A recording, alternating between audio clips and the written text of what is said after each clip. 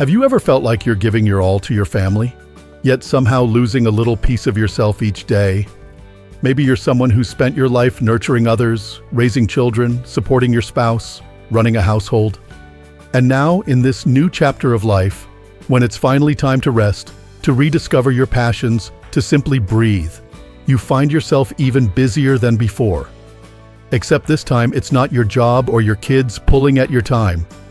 It's your grandkids, your grown-up children, the endless little things that somehow became your quiet obligation.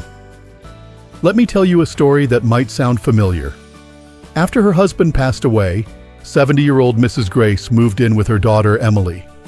At first, it felt like a blessing. Grace imagined warm mornings with her grandkids, helping with homework, making pancakes, sharing laughter in a house full of love. And for a while, that's exactly what she had. There was joy in those early days. Little Mason asking for help with math, the smell of breakfast drifting from the kitchen, the sound of tiny feet pattering across the floor. Grace felt needed. She felt alive again. There's something powerful about feeling useful, especially in our later years. It gives us a sense of purpose, a sense that we still matter. And science backs that up. Studies have shown that when older adults stay involved with family, they often report higher levels of happiness and vitality. So yes, those first few months were wonderful for Grace. She felt like she'd found her second calling, this time as the super grandma. But here's the thing about stories that start like fairy tales. Sometimes they slowly, quietly shift without us even noticing. One afternoon, Grace overheard her daughter talking on the phone. "Mom is a blessing," Emily said. "I don't know what we'd do without her." A lovely sentiment, of course. But for some reason, it didn't land the way it once might have. Grace started to feel like her independence, once so central to who she was, had quietly slipped out the back door without saying goodbye. And what's worse, she hadn't noticed it leaving. She remembered the words of a psychologist she once read. As we age, maintaining autonomy isn't just a preference, it's a psychological need. Without it, we risk losing our sense of identity. One evening, after putting the kids to bed, Grace sat alone on the porch and looked up at the stars. And the question finally came, is this really what I want for the rest of my life? It wasn't that she didn't love her family. Of course she did. It wasn't that she resented helping. She enjoyed it. But in the quiet of that moment, she realized something important. She'd been so busy being everything for everyone else, she'd stopped being anything for herself. Maybe you felt something similar. That's when Helen came into the picture, Grace's oldest friend. One day, Helen stopped by unannounced with a bag of cookies and that spark in her eyes that Grace had always admired. But the spark dimmed when she saw Grace's tired expression. "Grace, is that you? You look worn out," she said, half joking. And just like that, the floodgates opened. Grace poured out the truth. The exhaustion, the guilt, the feeling that she had faded into the background of her own life. "I love my grandkids," she whispered, "but I don't feel like me anymore. I feel like a helper, a housekeeper, a background character." Helen squeezed her hand and said something Grace would never forget. "You're not alone, Grace. I went through the same thing, but I found my way out." Grace blinked. "You? But you always look so free." Helen laughed. "I wasn't. Until I made a decision that changed everything." And then Helen told her story. She too had moved in with her children after her husband passed. She too had thrown herself into being the perfect grandmother. And just like Grace, she had lost her balance. But one day, she remembered a quote she loved. "The only person you are destined to become is the person you decide to be." So she made a choice, not out of rebellion, not out of anger, but out of love for herself. She moved into a small apartment. It wasn't fancy. It wasn't glamorous. But it was hers. At first, my kids didn't understand, Helen admitted. But eventually they respected me more for it. I was no longer the constant babysitter. I was mom again. A whole person. Grace listened, eyes wide. But weren't you lonely? Helen smiled gently. Sometimes. But being lonely and being free are not the same thing. I learned how to be alone without feeling empty.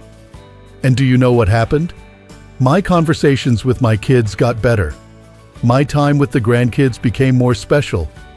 And most importantly, I started to feel like myself again. That conversation planted a seed in Grace's heart. For the first time in months, she imagined a different kind of future. Not one of abandonment, but of balance. Not leaving her family behind, but finding a way to reconnect with herself. She didn't move out that night. She didn't even say anything. But the next morning, she did something small, something important. She went for a walk. Alone. Just 30 minutes, no errands, no responsibilities. Just the sound of her feet on the sidewalk and the birds overhead. And as she walked, she smiled. Because deep down, she knew she had just taken her first step back toward herself. That morning walk may have only lasted half an hour, but for Mrs. Grace, it felt like the beginning of something much bigger. She didn't have a destination. She didn't need one. It was the feeling of moving forward, physically, emotionally, that mattered.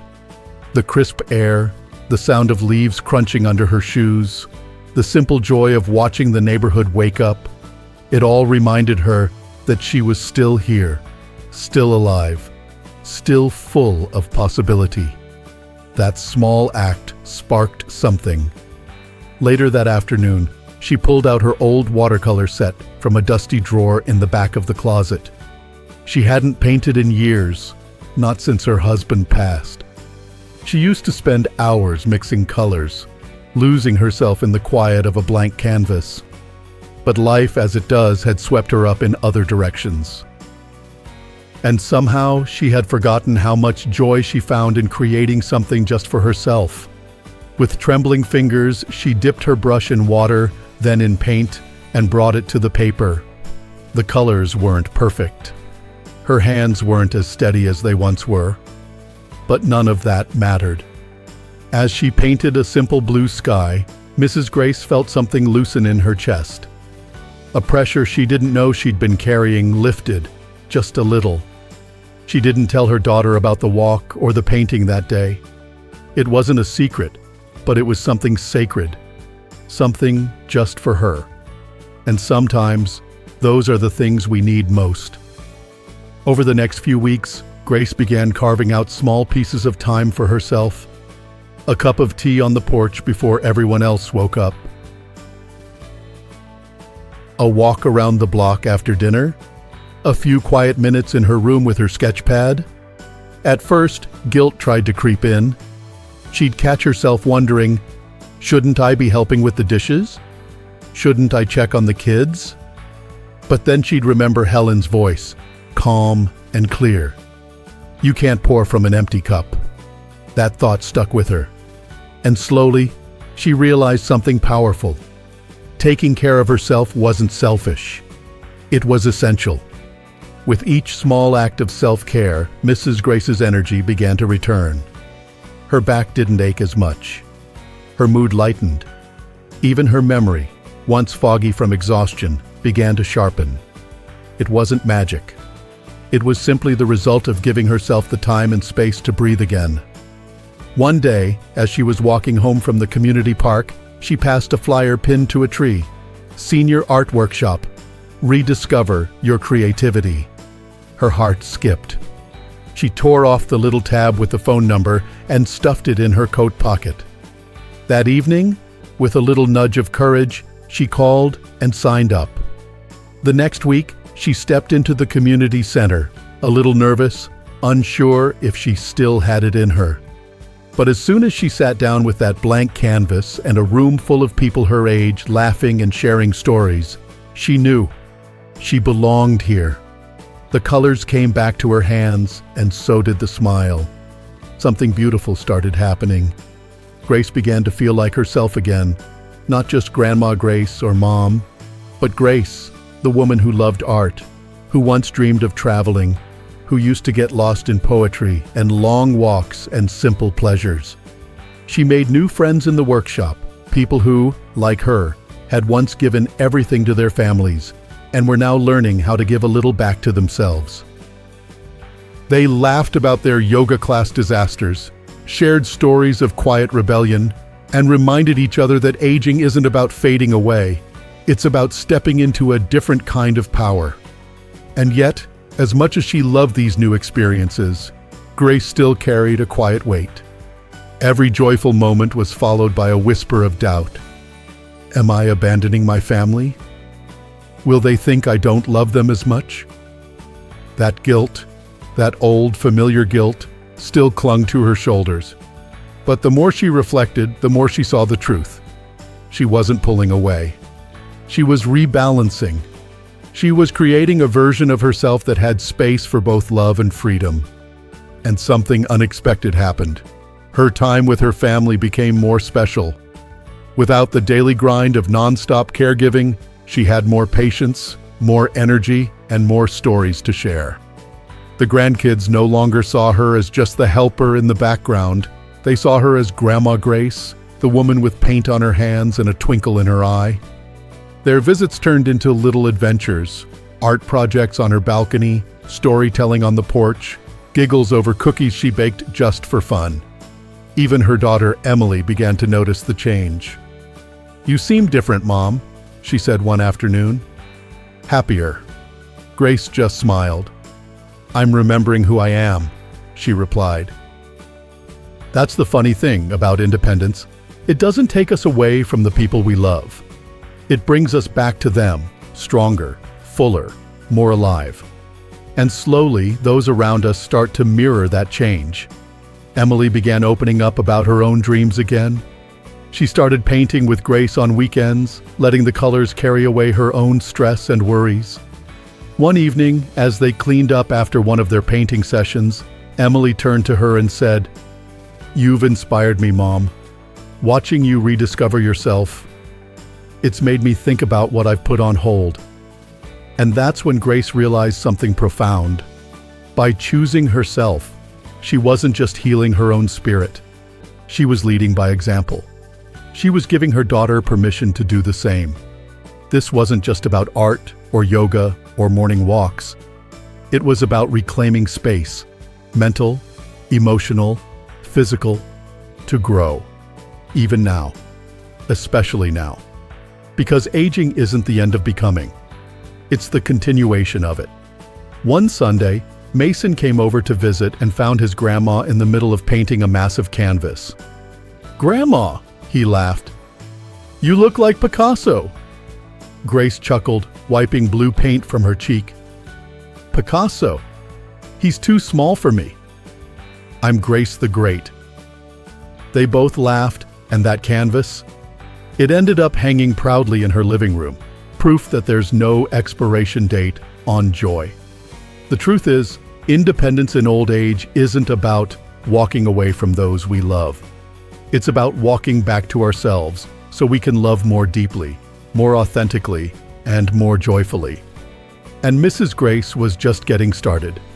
Mrs. Grace's days began to take on a new rhythm, one filled with soft mornings, brush strokes of color, spontaneous coffee dates with friends, and long, meaningful conversations that didn't feel rushed or forced. But with all this new life blossoming around her, there was still one conversation waiting to happen. One she had been putting off for too long. She knew it was time to speak with Emily. Not just about time or chores or tiredness, but about something deeper, something that had been stirring quietly in her heart ever since that first morning walk. So one evening, while the kids were watching a movie, and the house had fallen into that gentle quiet that only comes once a long day is ending, Grace sat down with her daughter at the kitchen table. "Emily," she began softly, "there's something I need to talk to you about." Emily looked up, sensing the weight behind her mother's words. "I've been thinking," Grace continued, "that it's time for me to have a place of my own again." For a long moment, the words just hung there between them. Emily blinked. "What do you mean? Aren't you comfortable here? Did something happen?" Grace reached for her daughter's hand. "No, sweetheart. Nothing bad happened. You've been wonderful. But I've realized that I need my own space, to grow, to rest, to live in a way that makes me feel whole." Emily's eyes filled with tears. "But Mom, what about the kids? They love having you here. I love having you here. And I love being here," Grace said, her voice warm and steady. "But I've spent so many years taking care of everyone else, I forgot how to take care of myself. I want to do that now. Not to run away, not to abandon you, but to find balance. To be the best version of myself." Emily was quiet for a long while, and then she nodded, slowly. "You deserve that," she whispered. "But I'm going to miss you." Grace smiled, feeling both the ache and the relief. "And I'll miss you. But we'll still be close. I'll come over. You'll visit me. We'll make new memories, on new terms." Within a few weeks, Grace had moved into a cozy little apartment just 10 minutes away. It wasn't big. It didn't need to be. It had a bright kitchen with a window for her plants, a sunny corner for her art table, and, best of all, quiet. The kind of quiet that invites reflection, imagination, and peace. Decorating the space was more than just an activity. It was a reclamation.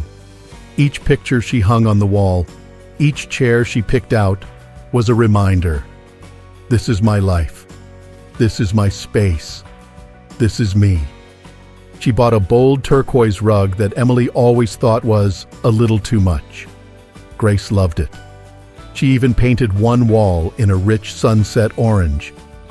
"If Ramon could see me now," she laughed one day looking at the bright streak of color, "he'd say I finally lost it."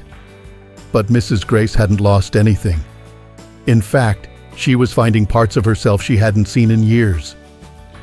She joined a gardening workshop at the local community center where she met Dorothy, a spirited widow with a wicked sense of humor and a deep love for roses. They became fast friends. They took yoga together and failed gloriously, falling over during balance poses and laughing harder than they had in years. But with each class, they noticed their bodies getting stronger, their balance returning, and their spirits lifting. They even joined a book club. Grace hadn't read poetry since her 20s, but suddenly the verses spoke to her in a new way. She even began writing her own again. Her favorite line? "The wrinkles on the paper are easier to smooth than the ones on my face, but both tell stories worth keeping." And then something surprising began to happen. Her time with her family became richer, more vibrant. When Emily and the kids came to visit, it wasn't routine, it was celebration. They'd cook together, laugh more, and talk about their lives in ways they never did before. Grace wasn't the tired live-in grandma anymore. She was a woman with stories to tell, ideas to share, and adventures to invite them into. Her independence had created space for closeness to grow. One afternoon, as she painted with Mason on her balcony, he looked up and said, "Grandma, you're so cool." She chuckled, dabbing a bit of green on his nose.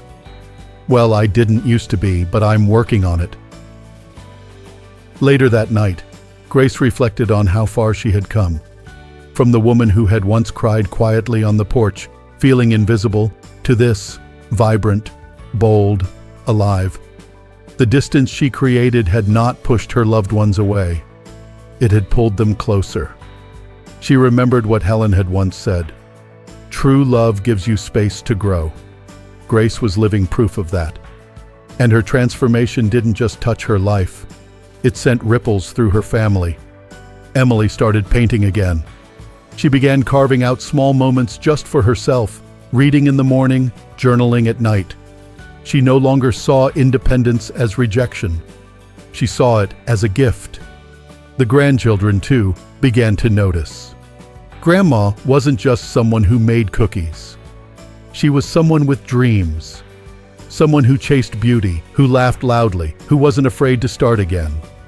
One day, during a community picnic, Dorothy turned to Grace and said, "You know, you're like a local celebrity now. People keep asking what your secret is." Grace smiled, her eyes crinkling. "There's no secret. Just one decision, to live like my life still belongs to me. And isn't that what we all deserve? To belong to ourselves, even as we love others. To be more than a role, more than a title. To remember that aging doesn't mean fading, it means unfolding, becoming." In the end, Mrs. Grace taught us something simple but powerful. Independence isn't about being alone. It's about being whole. So if you're watching this and wondering if it's too late to change, to grow, to rediscover the best parts of you, let me say this with love. It's not. Whether you're 60, 70, or 90, you are still becoming. You are still worthy of space, of time, of joy. You are still allowed to say, "This is who I am." So go on. Take that walk. Try that class. Say yes to the version of yourself that's been quietly waiting. Your story isn't over. In fact, it might just be beginning. If this video touched your heart, I invite you to share your thoughts in the comments. Have you ever had to reclaim your space, your independence, your joy? I'd love to hear about it. And if you'd like more videos like this, don't forget to like, subscribe, and click the bell so you don't miss what's next. Here's to living your best life freely, fully, and without apology. Because, as Mrs. Grace proved, the best chapters can still be ahead.